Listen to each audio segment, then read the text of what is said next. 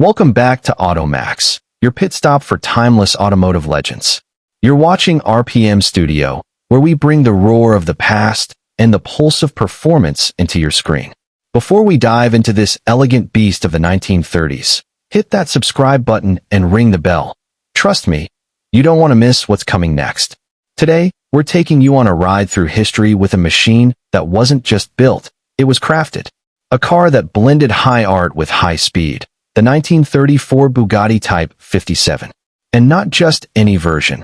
We're peeling back the layers of design, performance, and price to show you why this car is one of the most desired pre-war automobiles ever made. Now, close your eyes for a second. Imagine Europe in the early 1930s.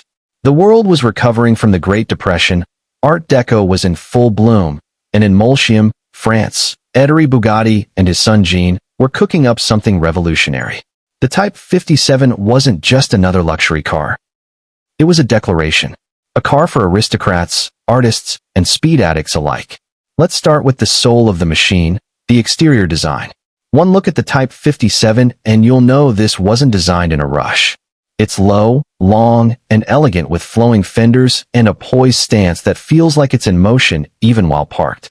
In a time when most cars looked like upright boxes on wheels, the Type 57 was practically sculpture. The body was often custom-built by legendary coach builders like Gangloff and Atalanta. The famous Atlantic Coupe variant? It's a dream. With its split riveted spine running down the middle like a stealthy dorsal fin, it looks like a mix between a fighter jet and a sculpture by Brancusi. The detail is what makes it unforgettable.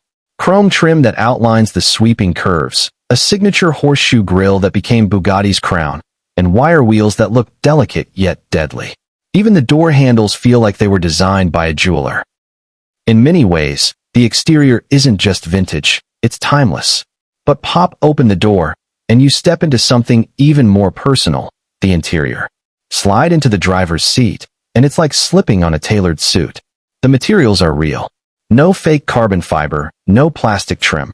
We're talking hand-polished wood, real leather, and mechanical gauges with Art Deco styling that makes even modern supercars look sterile.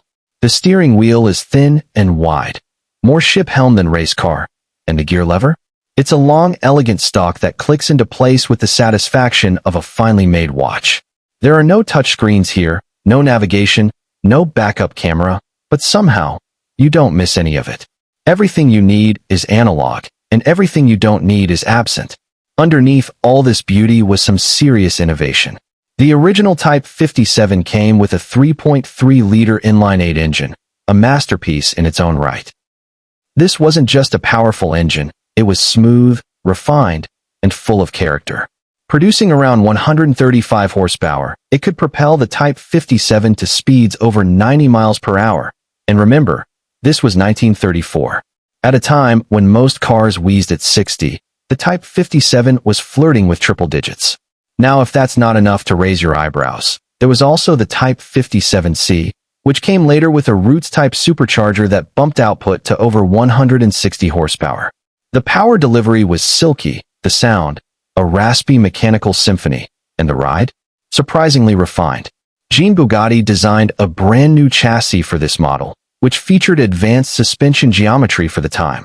It wasn't a track monster, but it was sharp, responsive, and incredibly balanced. You weren't just driving, you were gliding. Driving one today feels like you've stolen something beautiful from a museum and brought it to life. The steering gives you feedback, the gearbox makes you work for every shift, and the engine sings a mechanical opera from a bygone era. It's not fast by today's numbers, but it's pure, unfiltered, and deeply connected. Let's talk rarity.